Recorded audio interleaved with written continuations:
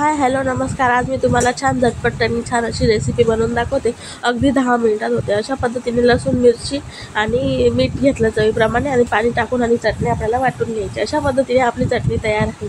बघू शकता तुम्ही किती झणझणीत अशी चटणी आहे. आणि ही चटणी आपल्याला एकदम बारीक वाटून घ्यायची मिक्सरमधून, एकदम बारीक चिकनी, तरच ती छान लागते बरं का चवीला.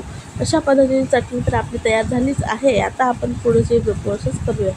अशी ही हिला लसूणची चटणी म्हणतात. लसूणची चटणी लई चटकदार, थोडी खाणार लई मजेदार. आता एक टोप घेतलेला आहे. टोपामध्ये घेतलेलं आहे मी चण्याचं पीठ. त्याच्यात हळद टाकली, चवीप्रमाणे मीठ टाकायचं आणि थोडंसं ओवा क्रश करून टाकायचं. ओवा छान असं थोडंसं हातावर मळून घ्यायचा, म्हणून त्याच्याकडून ओवांचा छान असं त्याच्यात हे जात नाही का. आणि ज्या भांड्यातले मिक्सरच्या भांड्यात चटणी वाटून घेतली होती त्याच भांड्यात थोडं पाणी टाकून घेतलं, म्हणजे कसं आपल्याला तिखट घालण्याची वेगळी चव गरज नाही, हेच तिखट होते. आणि खूप छान असं आता आपण हे पीठ मळून घेऊया. तोपर्यंत मी गॅस चालू करून गॅसवरती तेल गरम करायला ठेवलं होतं. आता तुम्ही म्हणणार पीठ मळून गॅसवर तेल ठेवलं म्हणजे भजीच काढत असलं, तर तसंच काहीतरी आहे. पण भजी नाही करत, आहे थोडं वेगळं करते बघा. हे बघा, सगळीकडे आपल्याला पाव हे उपलब्ध भेटतात. तर अशा पद्धतीने माझ्याकडे काल मी पावभाजी केली होती, तर पाव उरलेले होते, तर चला म्हटलं आज हटके काहीतरी करूया. तर अशा पद्धतीने हे तुम्ही बघू शकता. मस्त असं पीठ आपलं झालेलं आहे. तेल छान गरम होतं आहे.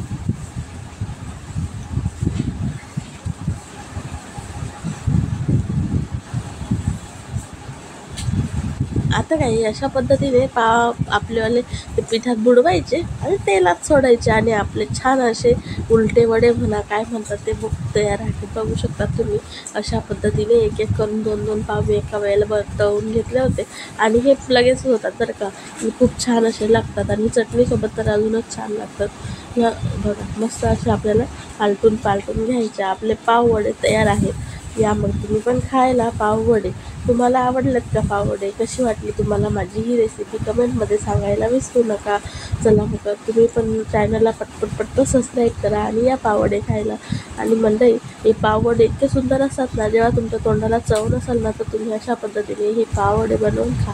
खूप मस्त लागतात. आणि तेल हे थोडंसं तेल जास्त सोकतं, त्याच्यामुळे आपल्याला याचं तेल छानपैकी काढून घ्यायचं बरं का. बघा, अशाच पद्धतीने पूर्ण तेल निथळून घेईपर्यंत अशा पद्धतीचे जर चाळण असेल ना त्याच्यामध्ये तेल निथळून घ्यायचे आणि मस्त असे आपण तेलातून हे काढून घ्यायचे.